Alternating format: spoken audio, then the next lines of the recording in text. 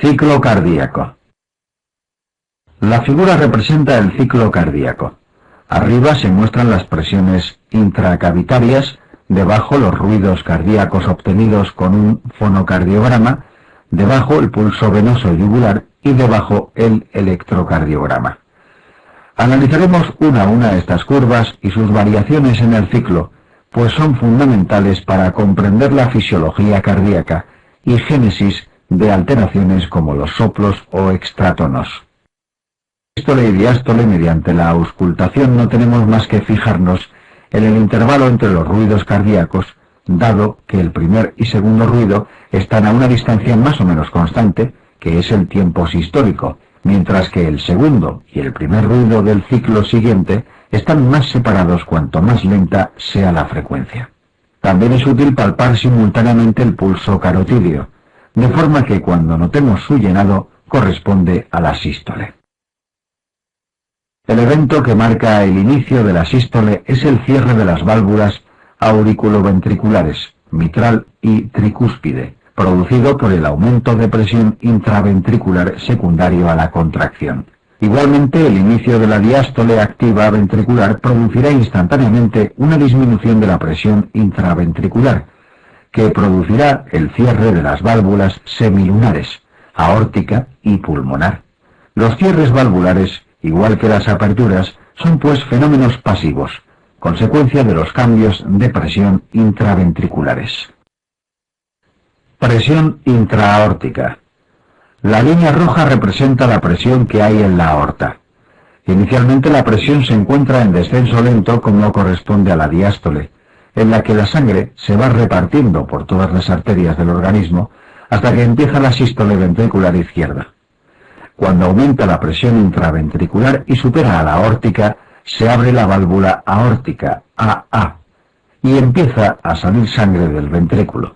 Esto llena la aorta, por lo que su presión empieza a subir progresivamente hasta que el ventrículo, ya casi vacío, va dejando de expulsar sangre, con lo que la presión aórtica empieza a bajar. Cuando el ventrículo empiece su diástole activa, disminuye la presión que tiene en su interior, y casi inmediatamente la presión intraaórtica es mayor que la intraventricular, produciendo el cierre de la válvula aórtica, CA, auscultando el segundo ruido. En ocasiones puede apreciarse un pequeño artefacto consecuencia del portazo que produce el cierre aórtico, que es la incisura dicrota. A partir de ese momento, durante el resto de la diástole, la presión aórtica va a ir descendiendo lentamente, como hemos dicho, pues la aorta se va vaciando de sangre que se reparte por las arterias del organismo. Presión intraventricular, eyección. La línea azul representa la presión intraventricular. Al iniciarse la sístole del ventrículo izquierdo, aumenta la presión intraventricular, que se hace casi instantáneamente mayor que la de la aurícula izquierda, produciendo el cierre de la válvula mitral, CM, y el primer ruido. Durante la sístole se produce, lógicamente, un aumento de la presión intraventricular. Ese aumento es muy acusado y rápido inicialmente, hasta que llegue un momento en que consigue una mayor presión dentro del ventrículo que dentro de la aorta. En ese momento se abrirá la válvula aórtica, AA. La apertura aórtica no hace ruido en condiciones normales, pudiendo escucharse un clic de apertura en situaciones patológicas como la válvula bicúspide. Y durante el resto de la sístole, la presión a ambos lados de la válvula que se ha abierto va a ser igual, en ausencia de estenosis aórtica, por lo que se registra un aumento progresivo mientras sale sangre a la aorta, y a medida que el ventrículo se va vaciando, irá disminuyendo su presión. En el momento que empiece la diástole ventricular, como es lógico, la presión disminuye dentro del ventrículo y se produce el cierre aórtico, CA, y segundo ruido, con lo que vuelven a separarse las presiones aórtica y ventricular. Presión intraventricular, llenado. Al iniciarse la diástole, la disminución de la presión intraventricular es rápida y acusada al principio, expresión del retroceso elástico y la relajación activa ventricular. Llega un momento en el que la presión intraventricular izquierda es menor que la presión intraauricular izquierda, produciéndose instantáneamente la apertura de la válvula mitral AM. Esta apertura no produce ruido salvo en circunstancias anómalas como la estenosis mitral, en la que se puede auscultar un chasquido de apertura. En la mitral se produce el llenado ventricular, que presenta tres fases: llenado rápido, llenado lento y diástasis. La mayoría de la sangre entra en el ventrículo gracias al efecto de aspiración por la diástole ventricular y solo un pequeño porcentaje en telediástole por la contribución de la aurícula. Veamos con más detalle las tres fases. La apertura de la mitral, dado que el ventrículo sigue relajándose, dará lugar a que mucha de la sangre que hay en la aurícula entre al ventrículo mediante un efecto de aspiración del mismo, produciéndose el denominado llenado rápido. Al entrar sangre al ventrículo, su presión deja de bajar e incluso empieza a aumentar levemente. Cuando el volumen de sangre que entra en el ventrículo en esta fase es mayor de lo habitual, o lo hace de forma muy violenta, puede originar turbulencias que producen el tercer ruido. Va seguido de una fase de llenado lento o diástasis en la que sigue pasando sangre al ventrículo, aunque, como ya ha entrado un gran porcentaje, lo hace más lentamente. Al final de la diástole hay un pequeño aumento de presión ventricular provocado por la contracción de la aurícula que inyecta sangre a presión dentro del ventrículo. Cuando la contribución auricular es mayor de la habitual por enfermedades con fallo diastólico y aumento de la rigidez del ventrículo, puede producir turbulencias que originan el cuarto ruido. Periodos isovolumétricos. Fijémonos en dos tiempos que nos han aparecido. Al principio de la sístole, desde el momento en que empieza la contracción del ventrículo, que distinguimos por el ruido del cierre mitral, primer ruido, hasta el momento en que la presión intraventricular consigue ser tan alta que supera a la de la aorta y por tanto se abre la válvula aórtica, desde CM hasta AA, es un tiempo en el cual el ventrículo se está contrayendo y sin embargo no entra nada de sangre, porque la mitral se ha cerrado. Ni sale nada porque la aorta aún no se ha abierto, y se denomina tiempo de contracción isovolumétrica. Al principio de la diástole, desde el momento en que se cierra la válvula aórtica que percibimos con el segundo ruido, hasta que la presión del ventrículo consigue bajar por debajo de la aurícula y se abre la mitral, desde CA hasta AM, pasa un intervalo de tiempo en el cual ni entra ni sale sangre del ventrículo, porque la aórtica ya se ha cerrado y la mitral aún no se ha abierto. Se denomina tiempo de relajación isovolumétrica. Ambos tiempos de relajación y contracción isovolumétrica son fundamentales para comprender las características propias de los soplos cardíacos asociados a valvulopatías. Extratonos. El tercer ruido, S3, corresponde a la fase del llenado rápido ventricular en protodiástole y se produce en aquellas circunstancias en el que el ventrículo se llena o bien con más volumen de lo normal o bien de una forma más violenta de lo normal. Luego típicamente aparece en situaciones en las que hay grandes volúmenes ventriculares, como en la miocardiopatía dilatada. Puede escucharse de forma ocasional en pacientes jóvenes o niños sanos sin ninguna cardiopatía, con situaciones de hiperdinamia, como la fiebre, por la gran capacidad de aspiración ventricular durante la fase de llenado rápido. Es una turbulencia que puede generar un ruido de escasa intensidad y de baja frecuencia. Así pues, aunque generalmente es patológico, puede ser fisiológico en gente joven.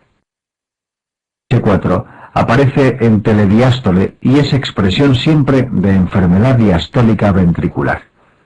Se produce en circunstancias en las que al disminuir la distensibilidad del ventrículo, la contracción auricular consigue inyectar sangre en el ventrículo a alta presión, provocando una pequeña turbulencia que va a generar el cuarto ruido. Son circunstancias típicas de la presencia del cuarto ruido la miocardiopatía restrictiva, la miocardiopatía hipertrófica, la hipertrofia secundaria a hipertensión y la senectud. Presión intraauricular. En la telediástole se produce la contracción auricular y eso provoca un aumento de la presión dentro de la aurícula que hace que pase sangre al ventrículo. En el momento en que el ventrículo empieza su sístole, la aurícula empieza su diástole, y eso va a producir una disminución en la presión dentro de la aurícula. Sin embargo, empezará a llegar sangre desde las venas conectadas a las aurículas, en el lado derecho desde las cavas y el seno coronario, y en el lado izquierdo desde las venas pulmonares. El caso es que tras ese descenso inicial se producirá un aumento progresivo de la presión dentro de las aurículas por el llenado desde las venas. El ventrículo empieza su diástole y consigue bajar su presión por debajo de la aurícula, se abre la válvula auriculoventricular y va a producir un efecto de aspiración de sangre desde la aurícula, provocando de nuevo un descenso en la presión auricular, que se mantiene hasta el final de la diástole ventricular cuando la aurícula se contrae, inyectando de nuevo un poco más de sangre dentro del ventrículo y cerrando así el ciclo. Ondas del pulso venoso. Estas oscilaciones ascendentes, ondas, y descendentes, senos o colapsos de la presión intraauricular son nombrados con letras. Onda A, aumento de presión por la contracción auricular. Onda C, artefacto por el abombamiento hacia aurícula de la mitral tras su cierre. Seno X, descenso de presión por la diástole auricular.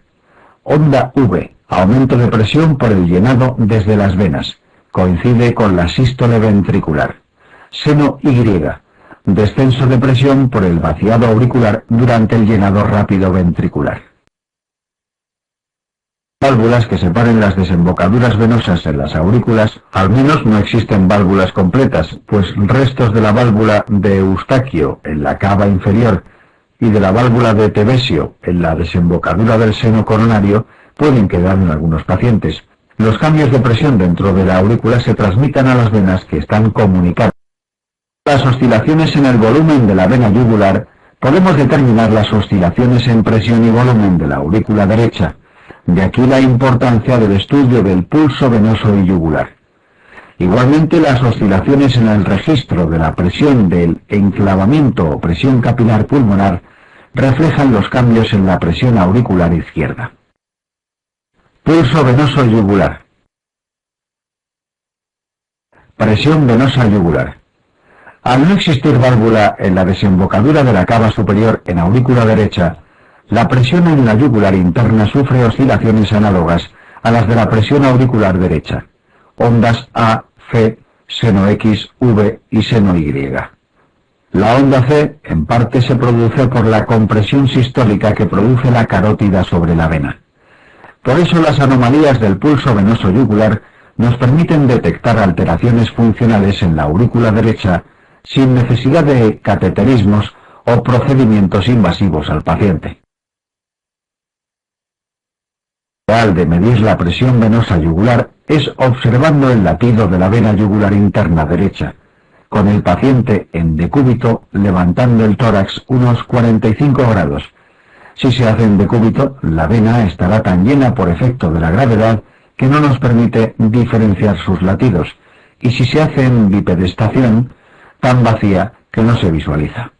Lo que se busca es la altura máxima en la que se aprecia el latido de la yugular con respecto al ángulo de Lewis, formado entre el manubrio y el cuerpo del esternón, siendo normal unos 3 centímetros de altura por encima del ángulo, que corresponden a unos 8 o 9 centímetros de agua de presión auricular derecha.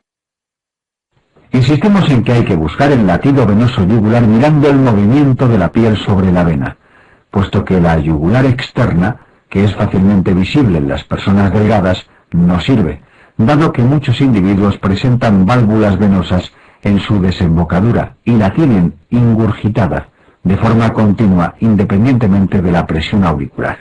Por eso hay que centrarse en la yugular interna, que no se ve a simple vista, pudiendo deducir su altura en función de las pequeñas oscilaciones que sufre la piel en cada ciclo cardíaco, que estarán conformadas por las ondas A, C, seno X, V y seno Y.